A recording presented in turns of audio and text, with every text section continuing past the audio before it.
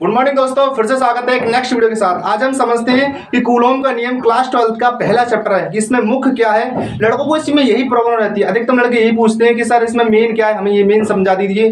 तो main topics के बारे में समझते हैं, कल से हम अपनी थ्योरी को स्टार्ट करेंगे। तो समझते हैं कूलोम का नियम तथा विद्युत क्षेत्र नामक चैप्टर। देखिए आज से लगभग 2500 वर्ष पहले की बात थी कि प्रसिद्ध यूनान के एक दार्शनिक थे जिनका नाम थेल्स था, और वैज्ञानिक थेल्स ने यह बताई थी कि एक आउनस की छड़ और एक ऊन की छड़, एक आउनस की छड़ होती है और एक ऊन की छड़, उन दोनों को अगर पास मिलाया और एक दूसरे से रगड़ा तो उन्होंने देखा कि अंबर की छड़ को दूसरी वस्तुओं को आकर्षित करने का एक गुण आ रहा था।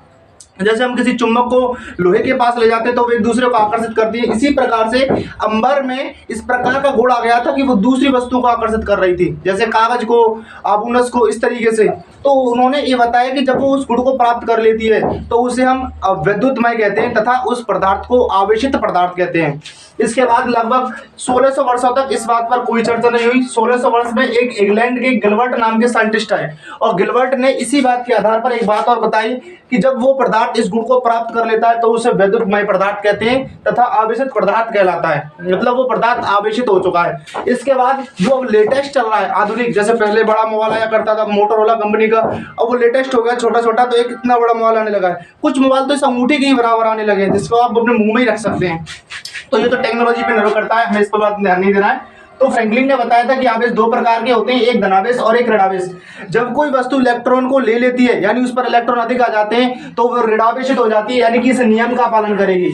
अगर कोई वस्तु इलेक्ट्रॉन को त्याग देती है तो उस पर धनावेशित आ जाएगा। जैसे हम 50 रुपए दे दें तो हम घाटे में हो जाएंगे, लेकिन फिजिक्स के अनुसार ऐसा नहीं होता है।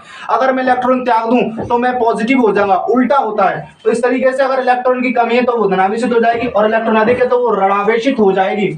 इस आधार पर वैज्ञानिक फ्रैंकलिन ने दो गुण बताए थे जो आधुनिक चल रहे हैं। जिस तरीके से पहले मोटोरोला कंपनी का बड़ा मोबाइल आया करता था, लेकिन अब जो मोबाइल आ रहा है वो टच का आ रहा है। कुछ मोबाइल तो इतने छोटे एक अंगूठे के बड़ा जिसे आप अपने मुंह में ही रख सकते हैं। तो वैज्ञानिक फ्रैंकलिन ने दो गुण बताए थे।